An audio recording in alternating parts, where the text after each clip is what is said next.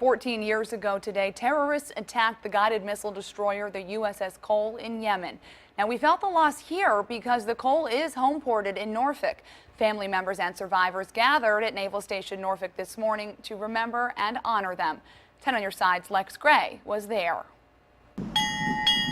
14 years ago, Jamal Gunn's phone rang.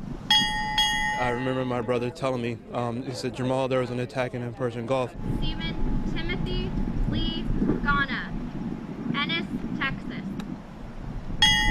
Later that day, the phone rang again, and Jamal knew. His brother, Sharon Gunn, had been killed in a terrorist attack on the USS Cole. Signalman Seaman Sharon Lewis Gunn, Virginia Beach, Virginia.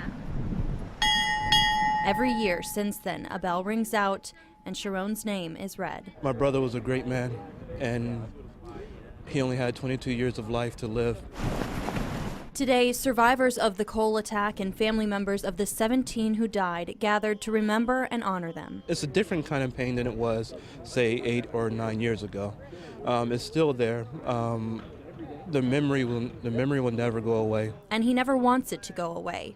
Not for him and not for anyone else. We really felt that if the world had listened to us, if the world had paid attention to what happened to the USS Cole, that might have given pause or some second thoughts to those who wanted to carry out the attack in September 11, 2001. Command Master Chief James Parlier was on the Cole the day of the attack, treating wounded sailors.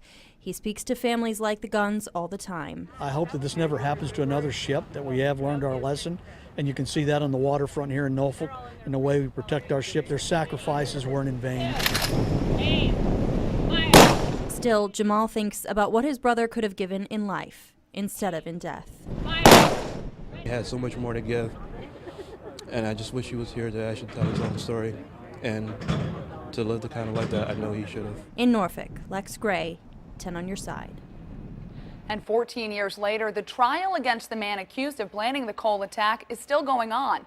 A Guantanamo War Court judge denied a lawyer's request to conduct an MRI on Abd al-Rahim al-Nashiri's brain. He wasn't convinced military medical staff provided inadequate health care or showed deliberate indifference to the suspect.